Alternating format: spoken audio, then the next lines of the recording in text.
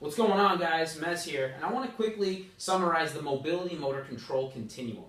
So it's really helpful to have this framework in the back of your mind when you're progressing yourself or someone else through mobility and into exercise or motor control training. So remember, we're defining mobility as controlled mobility, or the ability to express both active and passive range of motion at a joint. Then we want to progress people towards static motor control, then dynamic motor control. So let's define both of those. Static motor control is just what it sounds like.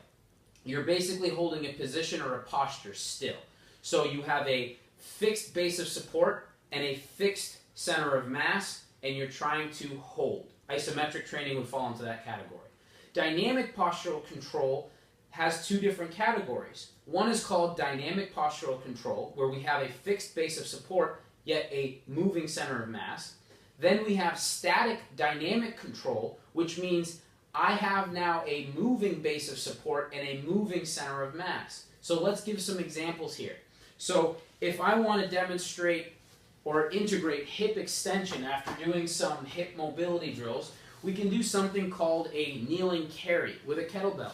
So I'm going to stack my joints and hold this position still while I breathe. That would be considered static motor control. My base of support is fixed, my center of mass is fixed.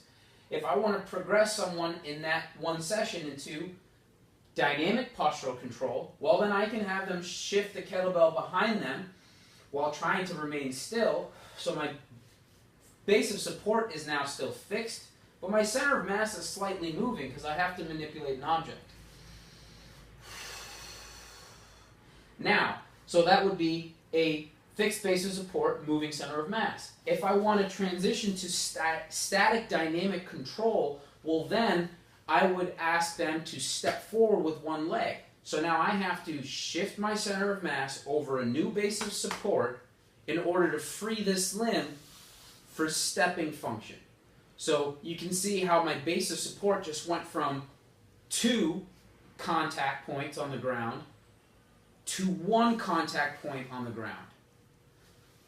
So we just progressed from mobility training, getting hip extension, training static motor control, teaching you how to maintain hip extension in a new posture under load, training dynamic postural control, now manipulating an object while keeping the base of support fixed, into static dynamic control. Well, now I'm asking you to change your base of support, but still show me integrity and postural control. So that's the mobility motor control continuum. Thank you for listening.